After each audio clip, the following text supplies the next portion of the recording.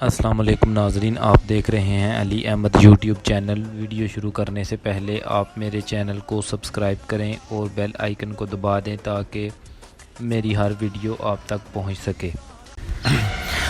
السلام علیکم۔ کالو شاہ پوریا لاہور کے گاؤں شاہ پور میں پیدا ہوا۔ اس کا تعلق راجپوت گھرانے سے تھا۔ اس کے والد پٹواری تھے اور بہت ہی اچھے انسان تھے۔ وہ غریبوں کے بہت ہمدرد انسان تھے۔ سیاسی مخالفت کی وجہ سے ان کو قتل کر دیا گیا۔ پھر ان کی پھوپھی نے ان کی پرورش کی۔ ان کی پھوپھی یہ نہیں چاہتی تھی کہ یہ بھی اس دلدل میں دھنستا جائے اور قتل و غارت کی دنیا میں شامل ہو۔ جب کالو بڑا ہوا تو اس نے دودھ کا کاروبار شروع کر دیا۔ وہ اپنے گاؤں سے دودھ لے کر لاہور جاتا اور وہاں دودھ بیچ آتا۔ ایک دفعہ وہ اپنے گاؤں سے نکلا تو رستے میں لڑائی ہو گئی۔ جس سے لڑائی ہوئی اس نے کالو کو دھمکی دی کہ تم ہم سے لڑنے آ گئے ہو، اگر اپنے والد کی موت کا بدلہ نہیں لے سکتے تو ہم سے بھی مت لڑو۔ وہ اسی وقت اپنے گھر آیا اور بندوق اٹھا کر دشمنوں کی طرف چل دیا۔ اس کی پھوپھی نے اسے بہت روکا مگر اس کے سر پر خون سوار تھا۔ وہ مخالفوں کے ڈیرا پر گیا تو اس نے اسی جگہ ان کے 3 بھائی موقع پر ہی قتل کر دیے۔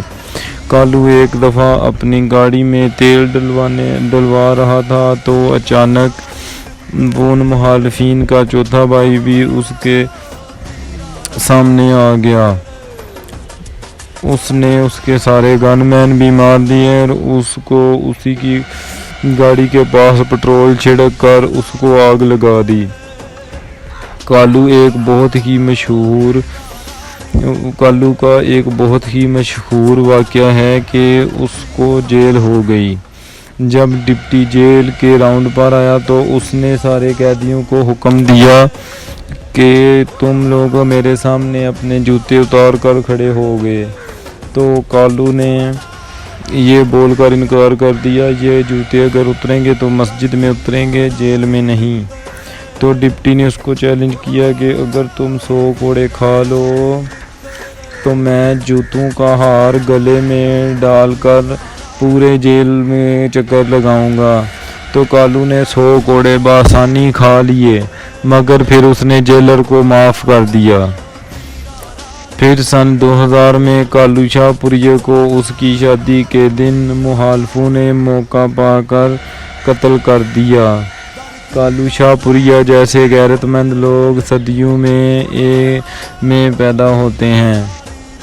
میری تمام والدین سے گزارش ہے کہ اپنے بچوں کی تعلیم و تربیت پر دھیان دیں تاکہ وہ بڑے ہو کر ملک و قوم کا نام روشن کر سکیں۔ شکریہ۔ اسی کے ساتھ علی احمد آپ سے اجازت چاہے گا۔ خدا حافظ۔